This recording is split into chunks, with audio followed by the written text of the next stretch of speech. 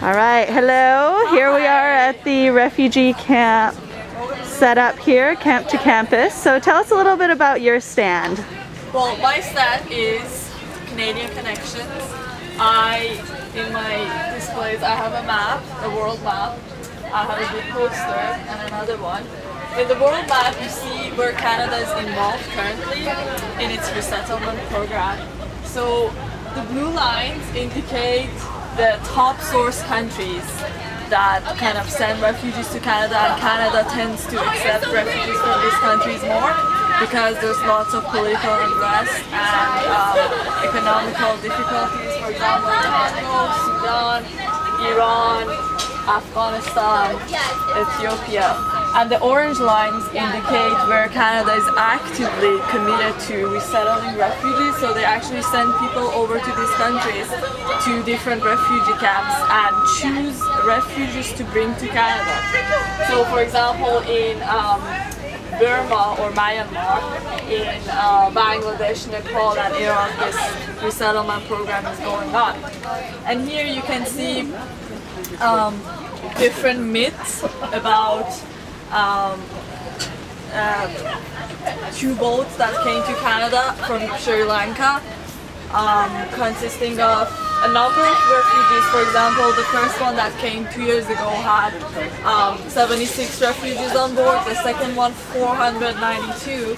And the role of Canada with regards to resettling these refugees in Canada is under a lot of criticism, because most of the Sri Lankans who were on boat in the second one are still in detention and their refugee status is pending, because a lot of wrong assumptions was associated with them. For example, they thought they're terrorists, they're associated with militia in Sri Lanka, or that they kind of wanted to jump the quay.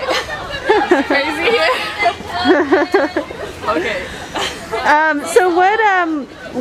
How did you get involved with the refugee camp initiative? I was actually, Remy and Heather came to my class Cool. for Nutrition 355, and they announced that they're having this project and they need help, and I was really interested in joining, and with a lot of help. What did you learn? What was the thing that jumped out at you when you were researching? What did you learn the most from this experience? I actually was astonished to know that Canada is not as good of a leader in world refugee protection as we all think, and actually that a very small percentage of refugees around the world come to Canada or even North America. And we usually think that Canada has a very generous program, refugee program. America has a very generous program, but that's contrary to what happens in reality, and especially over the past 5 years, the number of refugees that Canada accepts have decreased substantially, almost 50%. Wow. And there's definitely room for improvement, room for involvement.